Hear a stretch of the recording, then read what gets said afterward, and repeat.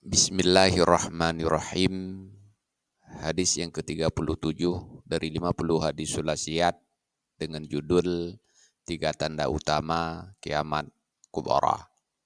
Dalam sebuah hadis yang diriwayatkan dari Abi Hurairah radhiyallahu an, beliau berkata, qala Rasulullah sallallahu alaihi wasallam, telah bersabdalah Rasulullah sallallahu alaihi wasallam, salasun iza kharajna la yanfa'u nafsan imanuha lam takun amanat min qablu au kasabat fi imaniha khairan.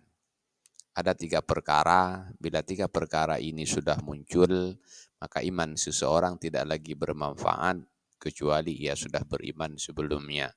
Juga amalan yang dikerjakan dengan iman yang lahir setelah peristiwa yang tiga ini tidak bermanfaat.